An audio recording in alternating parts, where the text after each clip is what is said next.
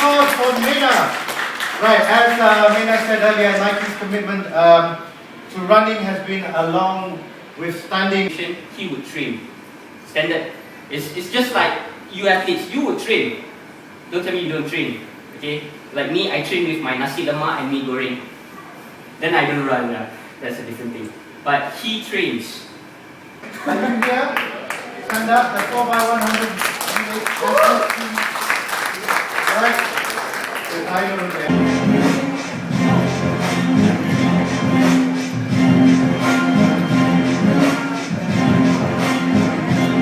You sit down, we'll be about the same height.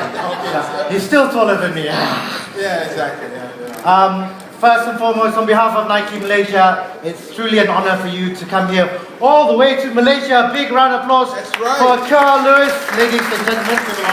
Right, before I start grilling you with some questions, I'd like to say a few words to our eagerly crowd who's been waiting here since as early as 9 o'clock. You've been here since 9 o'clock? I lied, 10. Wow, I still got a little bit, huh? Well, I first of all, I'm just glad to be here. Easy, everybody to be good at it. It's a lot of dedication and a lot of hard work, and you will meet your goals if you focus on that, all right? Tellez was really the one that took me to the next level. When I went to college at 18, Tom Tellez became my coach, and when I was 17, my best long jump was 8:13.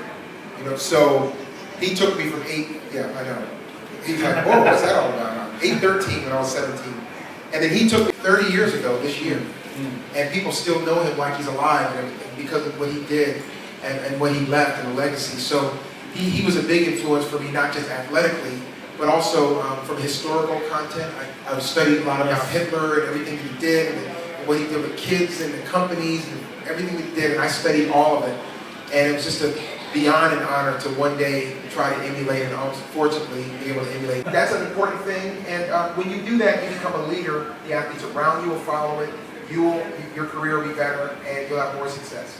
Right, we're talking about success. Of course, we all know you're a living legend in your own right. You're still Thank goodness, the living. I had a philosophy where, first of all, I didn't hate my competitors.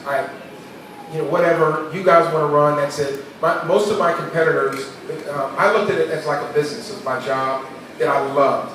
So when I went to a track meet, I didn't go to say, oh, isn't this wonderful? Let's just psych up and have all these rituals. No, I actually went, it was like going to work.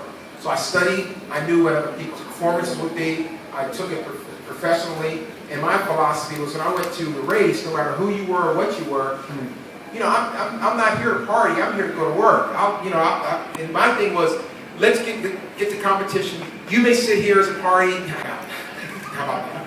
So my focus was preparation, being ready, and when I got there, it was all business. And it wasn't anger or anything. It was like, I got you in a minute. It was all business. And the second it was over, it was right back to fun. Hey, let's go hang out. But that time is business, and that's the way I was looking at it. But it's quite lonely at the top. How do you maintain? It's just all business, being at the top for so many years? No, it ain't lonely at the top. You're winning and everything. You know what?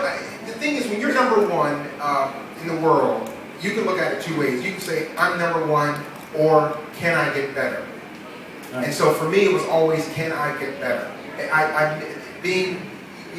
Even now, the name announced how many world records I have or had, how many years I was number one in the world. A lot of times I don't even remember that because it was never really the focus.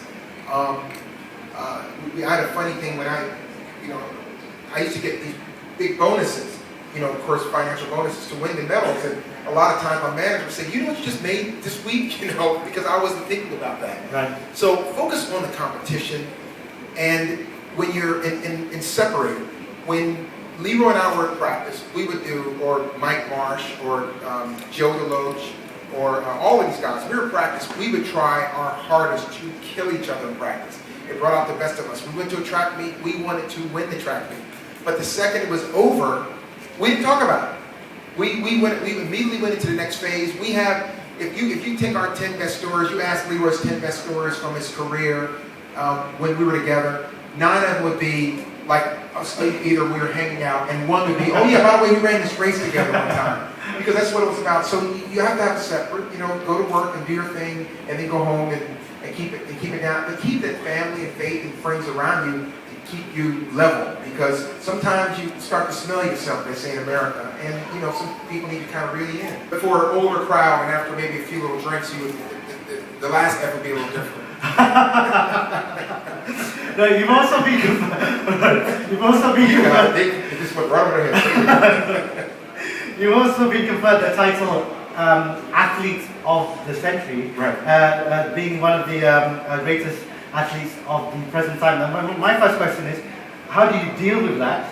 And two, what kind of wisdom would you leave for athletes as being the athlete of the century to reach such a level as yours? Well, it's really, what's interesting about it is that, what is your event?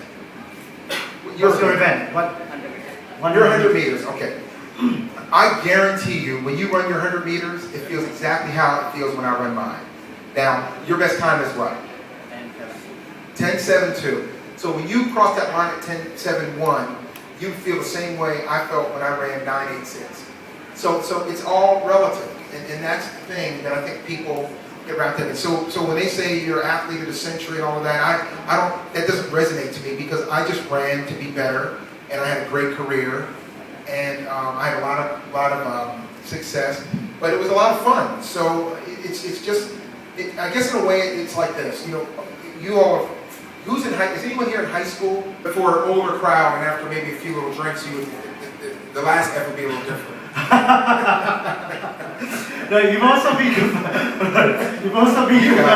This went right over their you've also been conferred the title Athlete of the Century, Right. being one of the greatest athletes of the present time. Now, my first question is, how do you deal with that? And two, what kind of wisdom would you leave for athletes as being the athlete of the century to reach such a level as yours? Well, it's really, what's interesting about it is that, what is your event? What's your event? Your 100 meters, okay. I guarantee you, when you run your 100 meters, it feels exactly how it feels when I run mine. Now, your best time is what? 10:72. So when you cross that line at 10:71, you feel the same way I felt when I ran 9:86.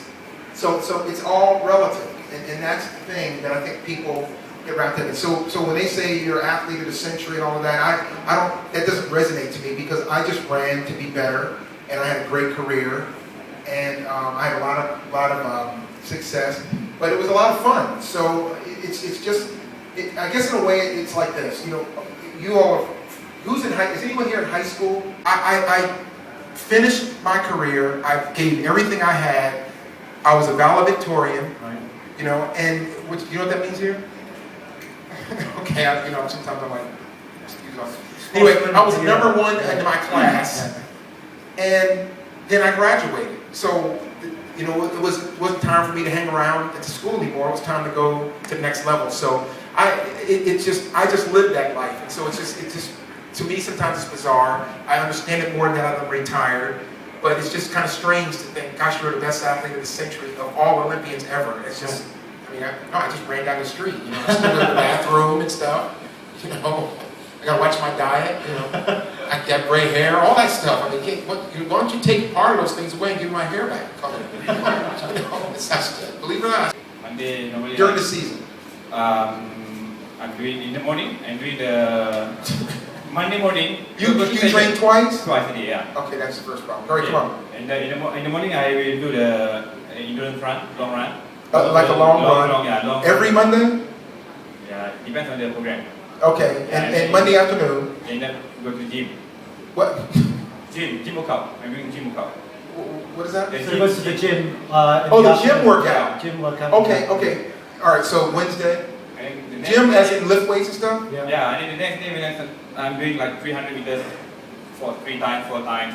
Okay, yeah. Friday? I'm not so sure, but I can't remember. Okay, here's the deal. You don't run enough. It can always be your toughest workout because of why? We used to train Monday through Friday. We had the weekends off. Monday was our toughest workout. So you should be running on Monday. You run 300s, okay? So basically, if you ran like 600, 500, 400 on Monday with an interval, that's a kind of Monday workout. The jogging is on your own. And then during the season, the gym workout, because you have to watch out for the fitness, because the more weight you gain, the more weight you have to carry.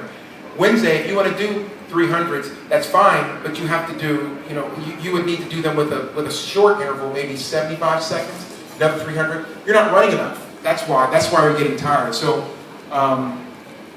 you need a program where you really challenge yourself to be tired in practice all the time, because it doesn't sound like you're really that tired in practice, are you? Yeah.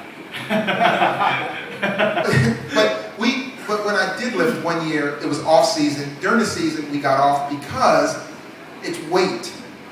When you lift weights, you gain weight. Like right now, I'm just under 200 pounds, okay?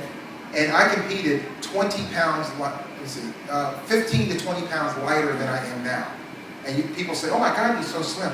So weight, when you carry weight, it's harder to move. And you can lift weights all day long, but as long as you get stronger, it's still weight you're carrying.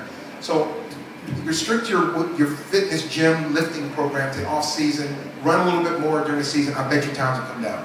Anyone you know. And running up stadium steps, jumping on boxes, high boxes, up and down, that's good. And then medicine ball work is how I got the real core as well. So that's good. Okay. So how about the leg sit up? How many times in total do you The who? Leg sit up. Oh, leg sit up. We did medicine ball work. So we would do we lock our legs, do seesaw, where you sit back, or that kind of thing. We would get to where we do 3 sets of 75 with a 16-pound ball.